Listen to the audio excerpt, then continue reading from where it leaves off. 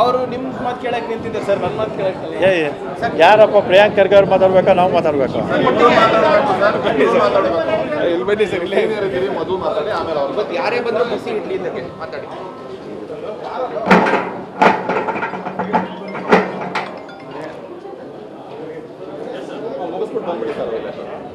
Sir, ಇವತ್ತು ಜಾತಿ ಗಣಿತ ವಿಚಾರ ಕ್ಯಾಬಿನೆಟ್ ಅಲ್ಲಿ ಚರ್ಚೆ ಆಗ್ತಿದೆ.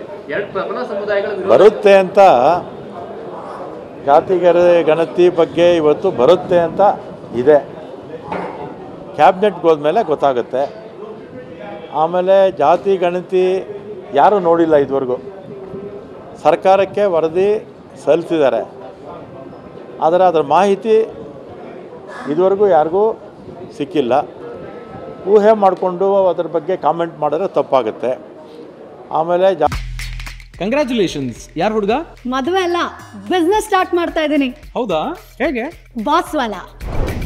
Boss Vala, B the boss. ಜಾತಿ ಗಣತಿ ಪಬ್ಲಿಕ್ ಡಾಕ್ಯುಮೆಂಟ್ ಆಗುತ್ತೆ ಮುಂದಕ್ಕೆ. ಒಂದ್ಸಲಿ ಅಕ್ಸೆಪ್ಟ್ ಮಾಡ್ಕೊಂಡ್ಮೇಲೆ ಪಬ್ಲಿಕ್ ಡಾಕ್ಯುಮೆಂಟ್ ಆಗುತ್ತೆ. ಆಗ ಅದರಲ್ಲಿ ತಪ್ಪುಗಳಿದ್ರೆ ಕಾಮೆಂಟ್ ಮಾಡ್ಬೋದು, ಚೆನ್ನಾಗಿದ್ದರೆ ಚೆನ್ನಾಗಿದೆ ಅಂತ ಹೇಳ್ಬೋದು, ಇಲ್ಲ ಲೋಪದೋಷಗಳಿದ್ದರೆ ಸರಿ ಮಾಡ್ಕೊಳ್ಳಿ ಅಂತ ಹೇಳೋದಕ್ಕೆ ಎಲ್ಲ ಅವಕಾಶಗಳು ಇರುತ್ತೆ. ಅದನ್ನು ನೋಡ್ದೇ ಕಾಮೆಂಟ್ ಮಾಡೋದು ಸರಿ ಇಲ್ಲ ಅಂತ ನನ್ನ ಅಭಿಪ್ರಾಯ. ಸಮಸ್ಯೆ ಏನಂತಂದರೆ, ನಮ್ಮ ಮನೆಗಳಿಗೆ ಬಂದಿಲ್ಲ, ಈ ರೀತಿಯಾದಂಥ ಗಣತಿ ಆಗಿರೋದೇ ಗೊತ್ತಿಲ್ಲ ಅನ್ನೋಂಥದ್ದು ಆರೋಪ ಇದೆ. ನಿಮ್ಮ ಪಕ್ಷದವರು ಮಾಡಿದ್ದಾರೆ, BJPಯಲ್ಲೂ ಮಾಡಿದ್ದಾರೆ, JDSನಲ್ಲೂ ಮಾಡಿದ್ದಾರೆ. ಅದಕ್ಕೂ ಅವಕಾಶ ಇದೆಯಲ್ಲ. ಈ ಒಂದ್ಸಲಿ ಮಣ್ಣೆ ಆದಮೇಲೆ ಆಮೇಲೆ ಆ ಥರ ಲೋಪದೋಷಗಳಾಗಿದೆ, ಅದನ್ನು ಸರಿಪಡಿಸಿ ಅಂತ ಹೇಳ್ಬೋದು. ಎಲ್ಲ ರಾಜಕೀಯ ಪಕ್ಷಗಳಿಗೂ ಅವಕಾಶ ಇದೆ, ಎಲ್ಲ ಮುಖಂಡರು ಮಾತಾಡ್ಬೋದು, ಸಾರ್ವಜನಿಕರು ಹೇಳ್ಬೋದು, ಸಂಘ ಸಂಸ್ಥೆಗಳು ಹೇಳ್ಬೋದು, ನೀವು ಮಾಧ್ಯಮದವರು ನೀವು ಕೂಡ ಹೇಳ್ಬೋದು. ಸರ್, ಈಗ ಅವಕಾಶ ಇದೆ. ಈಗ ಸರ್, ಅದು 2015ರಲ್ಲಿ ಮಾಡಿದ್ದು, ಈಗ 2025, 10 ವರ್ಷ ಆದಮೇಲೆ ಈ ದಾಖಲಾತಿ ತೆಗಿತಾ ಇರೋದ್ರಿಂದ ಅದರ ಸ್ಯಾಂಕ್ಟಿಟಿ ಎಷ್ಟಿರುತ್ತೆ? 10 ವರ್ಷ ಆದಮೇಲೆ ಎಷ್ಟು ಬದಲಾವಣೆಗಳಾಗುತ್ತೆ?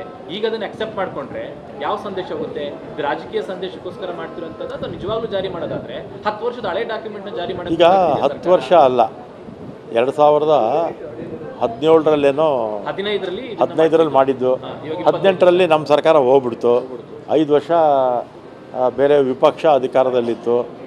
ಈಗ ನಾವು ಬಂದಿದ್ದೀವಿ. ಈ ಜಾತಿ ಗಣತಿಗೆ ಆದೇಶ ಕೊಟ್ಟಿದ್ದೆ ನಮ್ಮ ಸರ್ಕಾರ. ಈಗ ಅದನ್ನು ಕ್ಯಾಬಿನೆಟ್ಗೆ ಬರುತ್ತೆ ಅಂತ ಹೇಳ್ತಾ ಇದ್ದಾರೆ. ಬಂದ ಮೇಲೆ ನ್ಯೂನತೆಗಳಿದ್ದರೆ ಸರಿ ಮಾಡ್ಕೊಳ್ಳೋದಕ್ಕೆ ಎಲ್ಲ ಅವಕಾಶಗಳು ಇರುತ್ತೆ.